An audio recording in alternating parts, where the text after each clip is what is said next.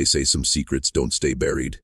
They just wait, like seeds in cold ground, patient beneath the weight of time, waiting for the right kind of pain to water them back to life.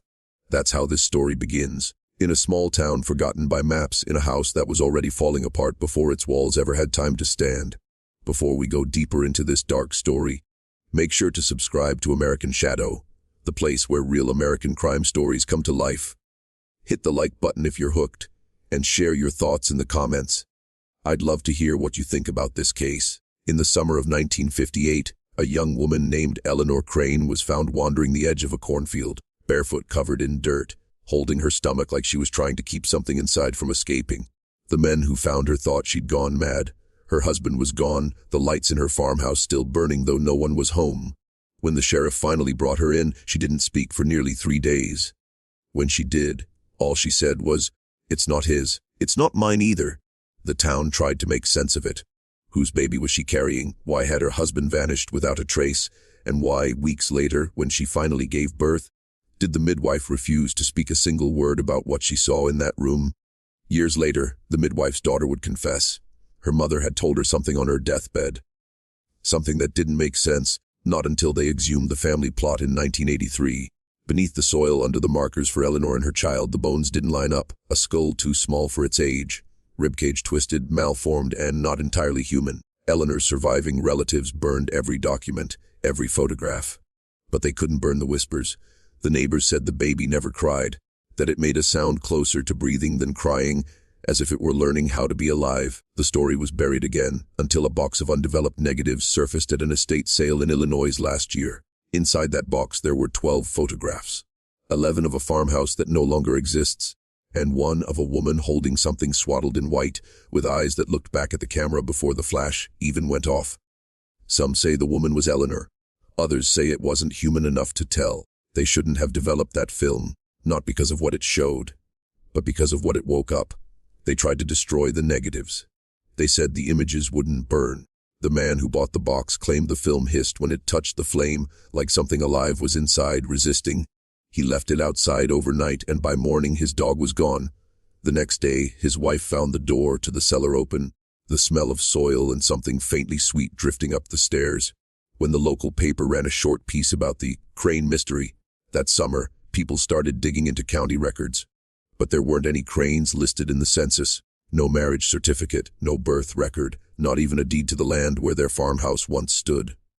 It was as though the entire family had been erased, like someone had gone through the archives and cut them out with a knife. Only one thing remained, a single line in a handwritten ledger from 1958. It read, "Delivery at Crane residence. Witnessed. Breathing irregular. Eyes responsive before cutting the cord." That note was signed by the midwife, and below her name, in a darker ink, someone had written "Return to sender." Most people think it's a hoax, an urban legend built from old photos and bad dreams. But here's where the story begins to twist into something harder to explain. Because the property where the Crane farmhouse once stood, it was later bought by the county and turned into a public park. The lake that fills the center of it, locals call it Stillwater, wasn't supposed to be that deep. When construction crews dug out the basin in 1962, they hit a layer of ash and bone, a partial foundation, charred furniture, and embedded in the wall of a collapsed cellar a series of handprints, small, uneven, pressed into the concrete like something had tried to claw its way out before the fire. The report was filed, but the photographs went missing before they could be archived. The foreman who signed the report quit the next day and left town without collecting his final paycheck. His wife later told police he'd started sleepwalking, standing by the crib at night, whispering to something that wasn't there. Eleanor's name was never spoken again in that county. But sometimes, when the lake freezes, people say they see shapes under the ice, shapes that don't move but look back. You might think this is just another ghost story, a relic from a town that needed something to fear.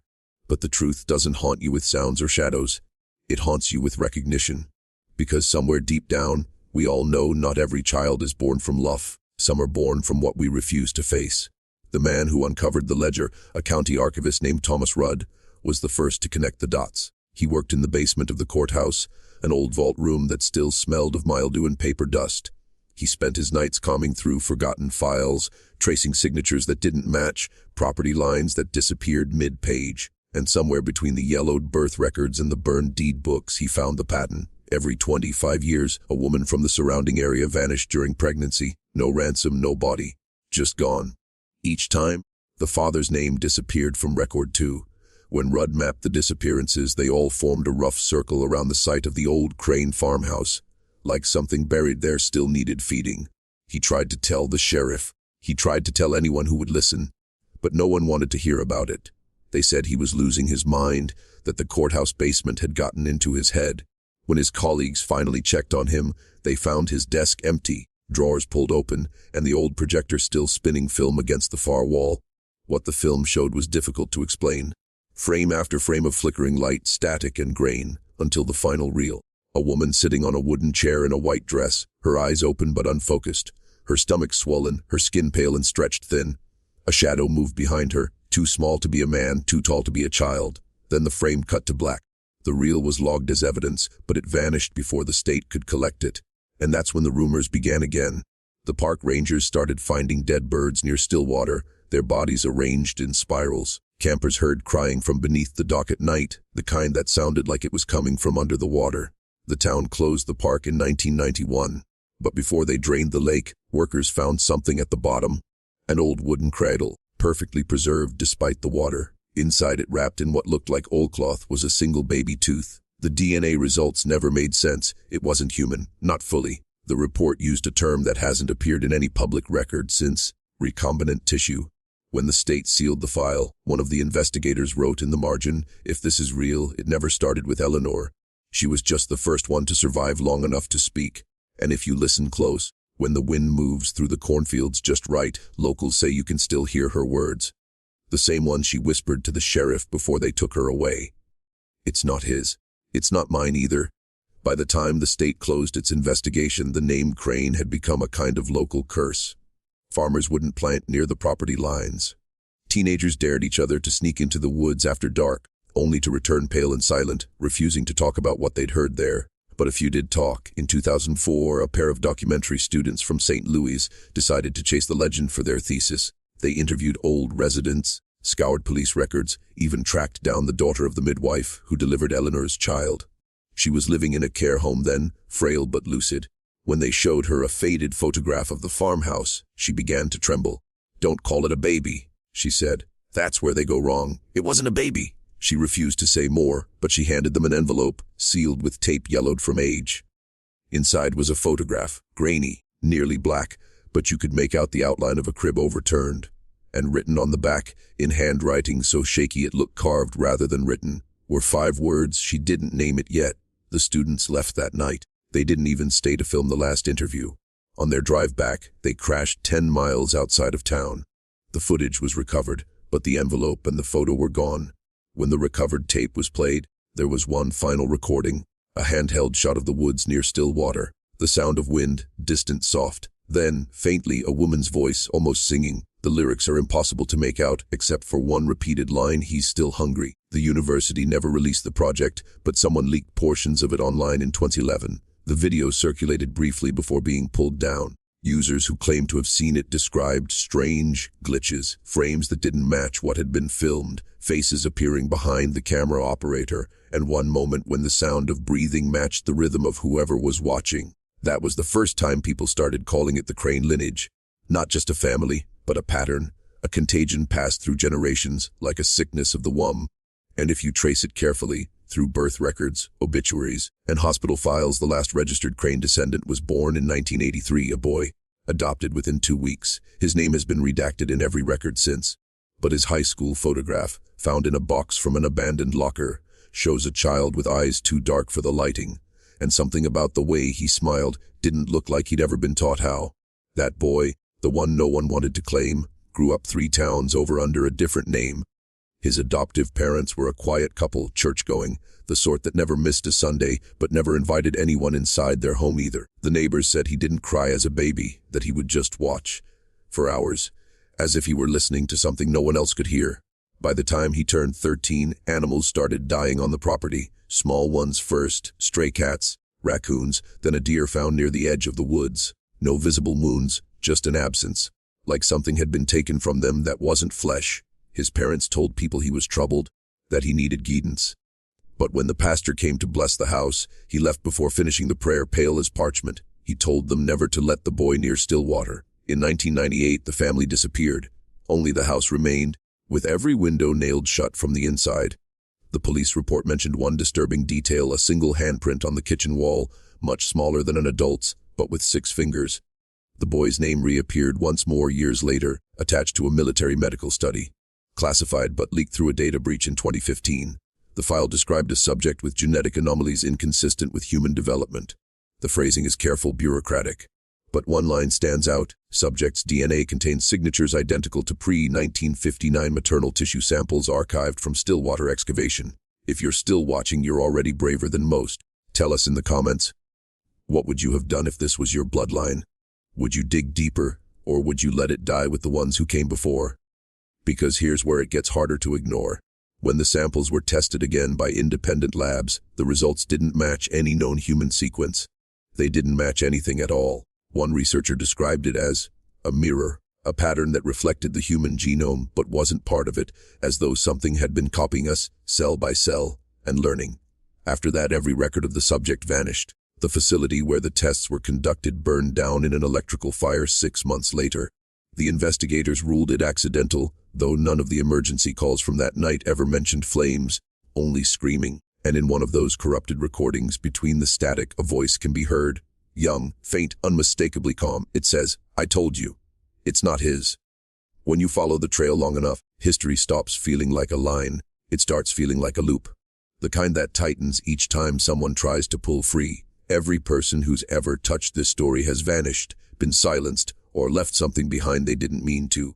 Letters, recordings, fragments of memory that never line up the same way twice. One of those fragments came from a woman named Marjorie Hale, a retired nurse who claimed to have worked at a rural clinic outside Springfield in the late 1980s. She said a young girl had been brought in by state officers, no family, no ID, 7 months pregnant. The girl kept asking for someone named Eleanor. When Marjorie told her no one by that name was in the hospital, the girl whispered, "Then it's too late. He already knows." 2 days later, both the girl and the unborn child were gone. No record of discharge, no medical file, but Marjorie remembered something, the sound that came from the delivery room before they vanished. Not screaming, not crying, a low hum like the rumble of a train passing underground. She never told anyone until years later, when she saw an online article about the Crane mystery. The article showed a digitally restored image of the original farmhouse, the same one where Eleanor Crane was found decades earlier. And in the photo, reflected faintly in the window pane, was a woman standing in the field behind the photographer. Marjorie swore it was the same girl from the clinic, not older, not younger, exactly the same. That photograph is still circulating in certain corners of the internet, reposted and analyzed frame by frame. But what most people don't notice is the detail in the upper right corner, the faint outline of a hand pressed against the glass from the inside.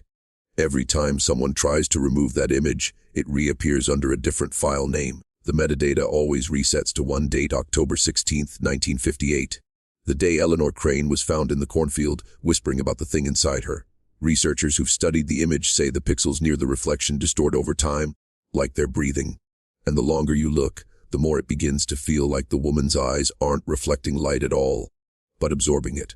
The question that keeps historians awake isn't whether Eleanor's child survived. It's whether it ever stopped growing. They say that in every bloodline there's one who remembers, one who feels the pull of something older than family, older than names. And for the Cranes, if that name ever truly belonged to them, that memory is a hunger, not for flesh but for continuation, for replication. When the federal records were unsealed in 2019, journalists found references to a classified project known only as Motherglass. It was described as a longitudinal study of adaptive heredity anomalies observed in isolated rural populations. The language was clinical detached, but there, buried in the appendix, was a map, Stillwater marked in red, and beside it, the initials EC. That's how we know the government knew.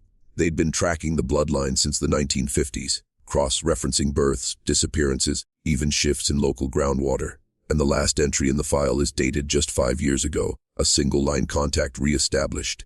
Subject breeding stable. If that's true, it means the lineage didn't end. It means whatever Eleanor carried, the thing she called not his, not mine either, it found a way to survive, to adapt. Maybe it learned how to hide inside us in the codes of our DNA, waiting for another host, another womb, another generation too careless to look back. There's a reason this story keeps resurfacing. Every few years, the same names reappear, the same features, Eyes too black, too deep, skin that never tans, no matter the sun. A teacher in Kansas who vanished after her ultrasound. A family in Vermont whose newborn was buried before the coroner could sign the certificate. The same phrase always repeats in the police notes, unidentifiable paternal markers. You start to wonder if we've mistaken contagion for ancestry. If the real horror of the Crane family isn't that their child wasn't human, but that it was too human. Something that wanted to belong so badly, it learned how to wear us like a mask. Sometimes late at night, when you walk past an old mirror and catch your reflection in motion a half-second too late, you might feel that flicker, that cold bloom in your chest. That's not paranoia, that's memory. Because if the bloodline never died, it's not a story anymore. It's a pattern, and patterns, once started, don't end. They replicate. There are those who believe the Crane lineage isn't a curse at all, but a message, one written in the oldest language there is, the body. They say Eleanor wasn't chosen, she was chosen through. That something used her as it's used others, to write itself into flesh and blood. What if that's what heredity truly is? Not the passing down of love or legacy, but an echo of something that refuses to die. We've always thought evolution meant progress, but what if it's possession, wearing the mask of progress to keep us from noticing the rewrite? In 2021, an anthropology graduate student published an anonymous paper about non-human hereditary mimicry in closed populations. The case study was redacted, but the coordinates matched the Stillwater region. The author concluded with a chilling hypothesis that these mimics do not seek to replace humanity, they seek to complete it. That was the last thing she ever published. Her university login went inactive. Her apartment was found abandoned, computer melted to glass, windows blackened from the inside. But the draft she uploaded to the university archive remained online for exactly 6 hours, long enough for a few people to read the last paragraph. If you trace your bloodline far enough back, you'll find something that doesn't belong. But if you trace it forward, you might find it still watching. Some believe Eleanor's final words weren't madness. They were warning. That when she said, "It's not his, it's not mine either," she wasn't rejecting the child. She was identifying it. It didn't come from her. It came through her. And maybe that's the question that still haunts Stillwater. Not what was born that summer in 1958, but what was waiting to be born through her again, and again, through anyone who dared to dig up what should have stayed buried. If you go there now, the land looks harmless. Families fish along the shore, children throw stones into the water, and the trees stand quiet, indifferent. But when dusk comes and the surface of the lake turns to glass, there's a moment, only a heartbeat long, when the water stops reflecting the sky. It reflects you. And if you're unlucky enough to look long enough, you might see something else looking back. Something that remembers your face, because maybe the truth isn't that Eleanor's child lived. Maybe it never left.